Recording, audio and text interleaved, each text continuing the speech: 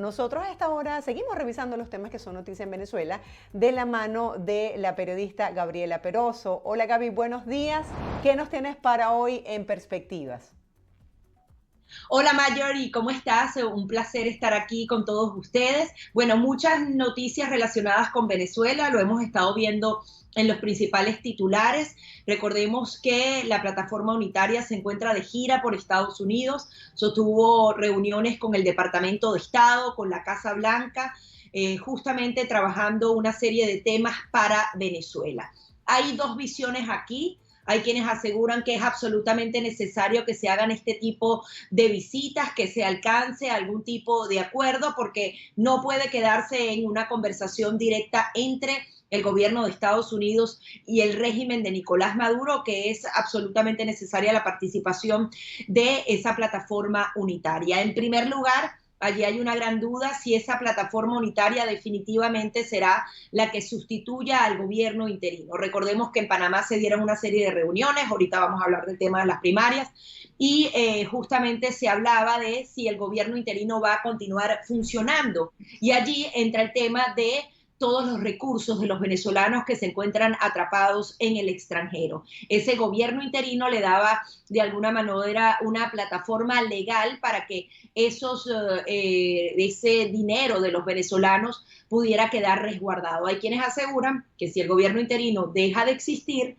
eso tiene que pasar a manos nuevamente del régimen de Nicolás Maduro. Es una de las grandes discusiones que se tiene acá en Estados Unidos. Al parecer se están buscando algún tipo de mecanismo humanitario para que ese dinero no caiga en el bolsillo del régimen de Nicolás Maduro, sino que pueda ser otorgado directamente a los venezolanos, pero siempre sabemos que este tipo de mecanismos tiene una serie de trampas. Por ejemplo, se hicieron en otros países, por ejemplo, la compra o venta de petróleo para llevar ayuda humanitaria a través de un mecanismo de Naciones Unidas, y eso terminó siendo un nido de corrupción increíble y que no pudo hacer frente. Ese tipo de mecanismos han sido utilizados, han sido estudiados para Venezuela y sin embargo no han podido ser aplicados. Es una realidad muy compleja. Lo cierto es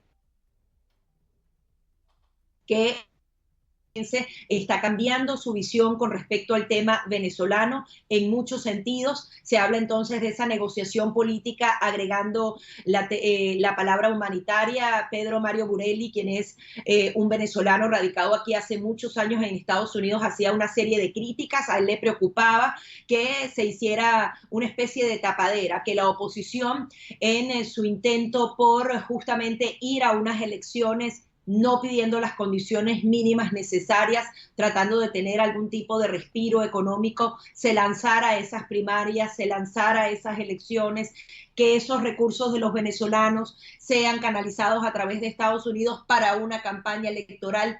Hay una serie de cosas que todavía no logramos encajar en este rompecabezas y que los venezolanos tenemos que tener muy de cerca, seguirlo muy de cerca, porque si vamos a esas elecciones sin ningún tipo de garantías, si no se exige la liberación de los presos políticos, una amnistía general, que se levanten absolutamente todas las inhabilitaciones, que muchos venezolanos que se encuentran en el extranjero porque se les abrieron procesos legales no pueden volver antes del 2024, ¿de qué tipo de elecciones estaríamos hablando? Siempre hay que tener presente que se trata de una dictadura que, como lo hemos dicho aquí, ganó y que está en sus mejores condiciones en este momento y no está dispuesta a ceder. Quizás vayan y se sienten en la mesa de México y esto sea un proceso que se prolongue hasta principios del 2024, mientras se celebran unas primarias sin ningún tipo de garantías, donde no van a participar los que deben participar,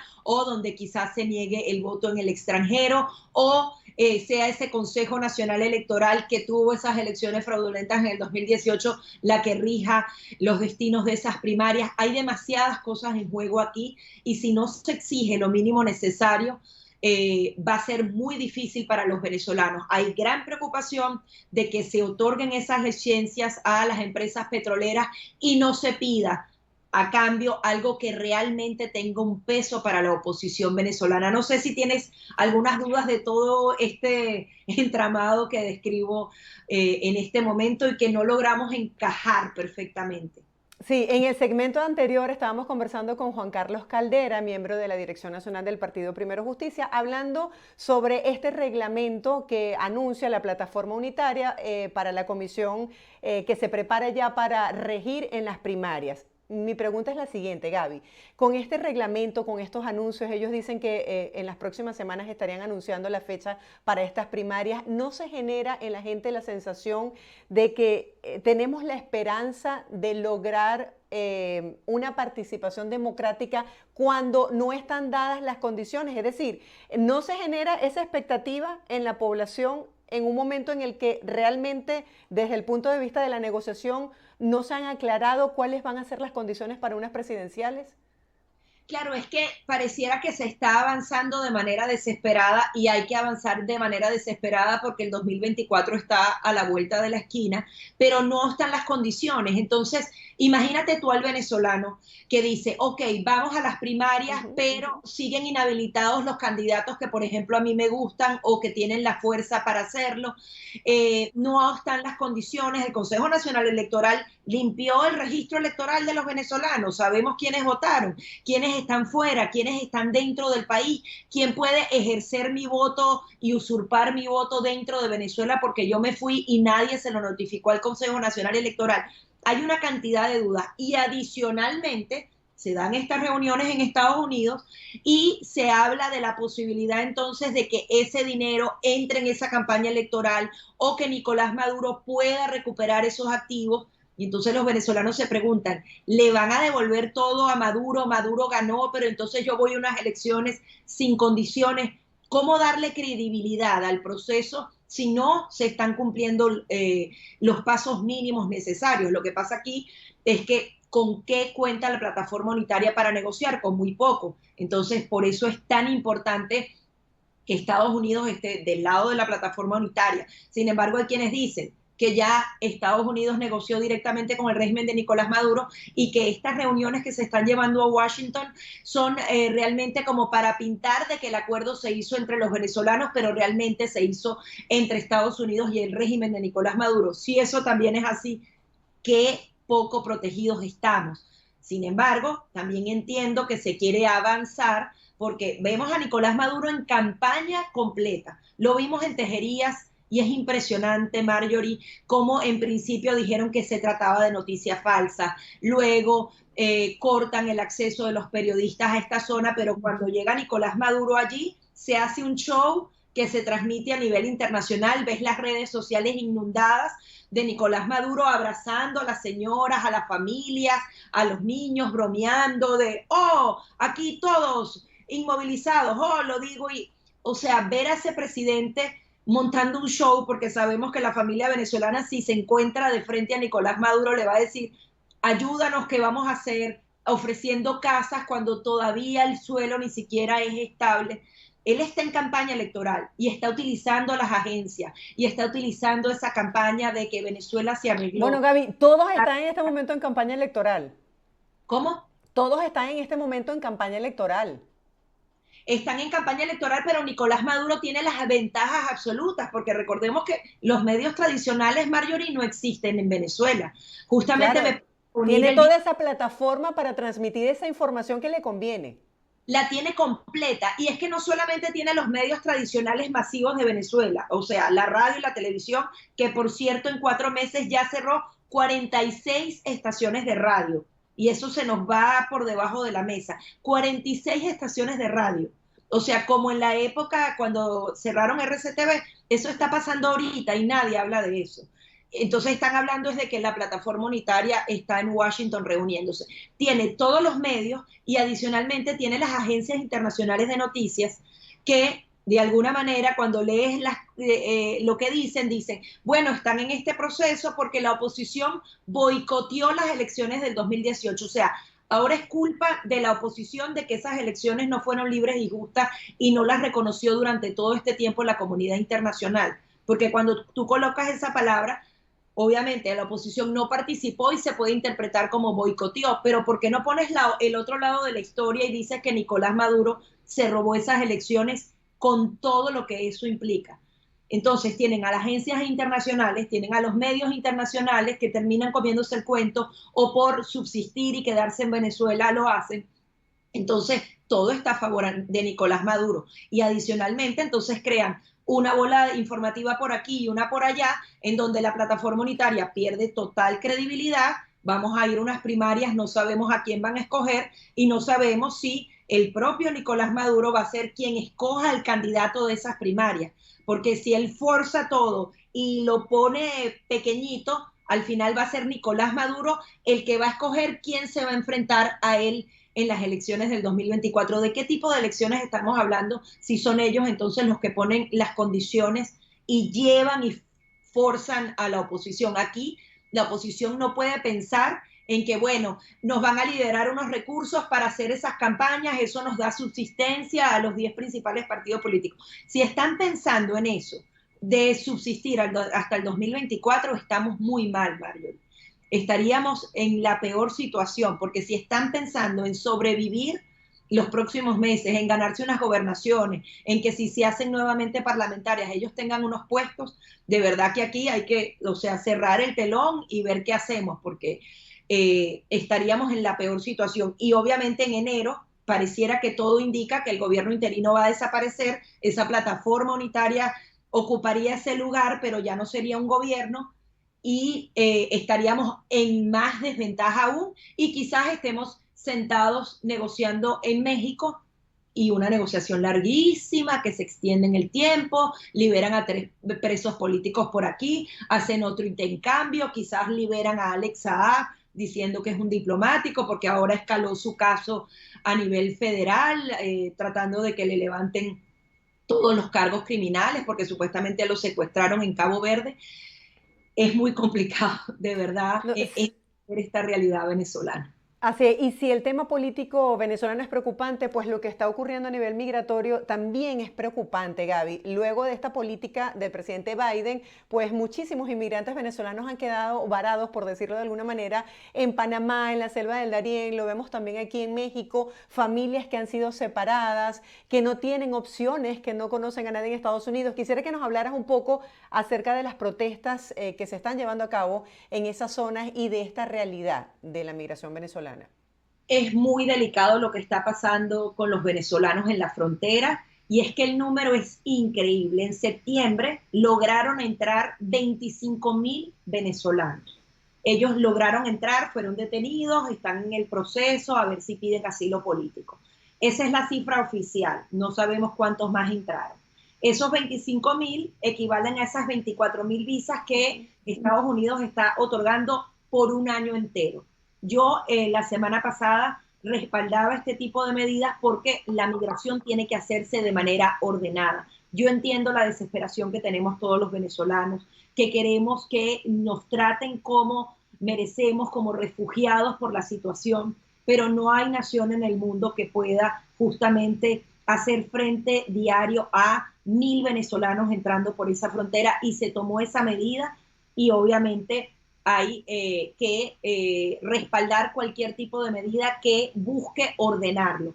El tema es que se hizo de una manera, hay quienes dicen precipitada, no podría saberlo. Lo cierto es que seguramente hay unos 30,000, 50,000 venezolanos que están varados entre Colombia, Panamá y México. Hay otros que van a seguir viniendo. Había, por ejemplo, muchas noticias falsas durante el fin de semana diciendo que Joe Biden había dado una extensión al tiempo para que los venezolanos ingresaran, empezaron a caminar esos venezolanos hacia acá, están varados en México, han hecho protestas, hay personas que entraron antes del 12 de octubre y fueron devueltas por el título 42 aquí. Lo que me angustia es que la política migratoria no está acorde a las necesidades. En primer lugar, da mucho dolor que ahora todas las nacionalidades pueden ingresar, menos los venezolanos. A Cuba se le otorgaron 20,000 visas, como se nos están otorgando a nosotros 24,000, pero ellos sí pueden entrar y nosotros no.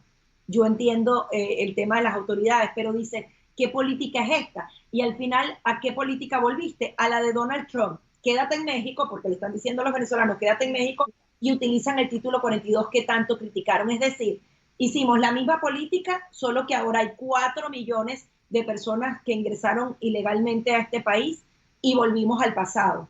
Entonces, tiene que haber una política migratoria coherente. Los venezolanos tienen que entender que no hay una política de fronteras abiertas, que es muy riesgoso venir, que los van a devolver, que no se dejen engañar por los coyotes que ahora ya les están cambiando la nacionalidad y ofreciéndoles una cantidad de cosas. Quizás usted entra y se hace pasar por nicaragüense, pero tarde o temprano aquí en territorio estadounidense lo pueden agarrar y va a ser deportado porque si entró después del 12 de octubre hay una orden específica que no nos permite la entrada. Y otra preocupación ahora, para pedir asilo, ni siquiera tenemos esa oportunidad de pedir asilo porque apenas entras, título 42, te expulsan. Con ese ni siquiera tienes la posibilidad de decir es que yo quiero ser un asilado político, no te da esa posibilidad. Entonces, de Sí, es alguna que tenemos muchos testimonios, ¿no? Los hombres que han sido separados de sus esposas e hijos, los hijos que están solos en la frontera, algunos albergues que no se dan abasto, que no tienen la capacidad para recibir a tantos migrantes, otros testimonios que dicen que les quitaron sus documentos personales, no tienen ni siquiera cómo retornar ni los recursos, a otros les han dado 2 semanas, o sea, ¿qué les espera a los inmigrantes venezolanos que están, por ejemplo, en México? no sabemos qué les espera, lamentablemente. Marjorie, están protestando, por ejemplo, en México y esos venezolanos que están protestando en México tienen que tener en cuenta que López Obrador tiene relación directa con Nicolás Maduro. Pueden agarrar un avión y deportarlos a todos a Venezuela. México no es culpable de la realidad de los venezolanos, hizo este acuerdo con Estados Unidos, yo creo que no sacaron cuentas de cuántos venezolanos podían llegar desde el 12 de octubre hasta la fecha. Ellos habían órdenes de que tenían que abandonar México en 30 días. Hay personas que ya están recibiendo una carta de que tienen que abandonar México en 15 días. México lamentablemente tampoco puede hacer frente a esta migración masiva si los venezolanos siguen protestando. López Obrador y Maduro se pueden poner de acuerdo. Recuerden que son amigos, ellos son bien cercanos. López Obrador defendió a Nicolás Maduro en la Cumbre de las Américas a pesar de las demás naciones diplomáticas que estaban ahí. Eso lo tienen que tener en cuenta. Estados Unidos no va a cambiar de política porque las personas protesten. Lo que les espera a los venezolanos es total incertidumbre. Lo que les recomiendo a los venezolanos es que por favor, si se encuentran en cualquier otro país, se queden en ese país, que no intenten seguir cruzando la frontera, porque puede traer graves consecuencias para los venezolanos, porque están saturados todos esos refugios y porque la situación es completamente incierta. Quisiera tener una mejor respuesta para los venezolanos, pero es así. Esos testimonios los has hecho tú, BPI TV ha estado dando cobertura muy detallada a cada uno de estos testimonios, personas que tienen a sus hijos perdidos, que la madre está en Nueva York y ellos no saben dónde está. También pudimos conversar con otra que le quitaron los documentos con su bebé de 3 años y al parecer ingresó antes del 12 de octubre. Hay miles de historias dramáticas de personas que no saben qué hacer, que no se esperaban esta noticia, pero hay que afrontarla así. Es la nueva política de Estados Unidos hacia Venezuela y lamentablemente esta puerta se nos cerró a los migrantes, pero no porque Estados Unidos sea malo. Estados Unidos ha estado apoyándonos todo el tiempo, Marjorie. Sin embargo, no pueden con tanto. Incluso quiero reivindicar una reunión que tuve con el Departamento de Estado el día de ayer, con periodistas de Venezuela, de Cuba y Nicaragua. Estados Unidos, dentro de sus posibilidades, sigue muy atento, tratando de apoyar a los venezolanos a nivel comunicacional, a nivel de ayuda humanitaria. Siguen allí, pero es demasiado lo que les ha tocado afrontar. Entonces también hay que ver las dos caras de esta moneda. Gaby, no sé si tienes por allí algún tema que quieras compartir con la audiencia bajo tu mirada y tu perspectiva, que nos quede pendiente por abordar.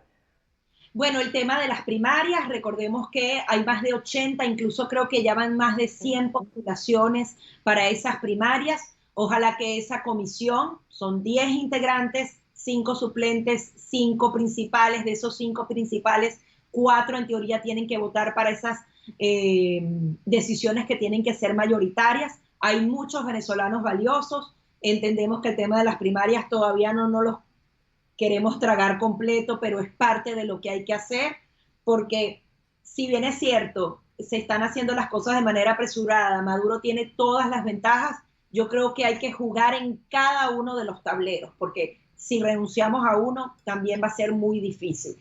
que la plataforma unitaria no se piense que el tema es de que nos van a liberar unos recursos más para las campañas, porque eso sería nefasto para nosotros. Entender que viene todo el tema petrolero, que lo está clamando el mundo, que Estados Unidos mañana puede llamar a Francia, porque Francia ya dijo que Venezuela tiene que volver al mercado internacional porque se necesita petróleo, que la situación en Europa es súper complicada. En Gran Bretaña le dieron 12 horas de plazo a la mandataria de esa nación para aplicar una serie de medidas. En Francia hay una cantidad de huelgas, se viene el invierno y la crisis energética es increíble.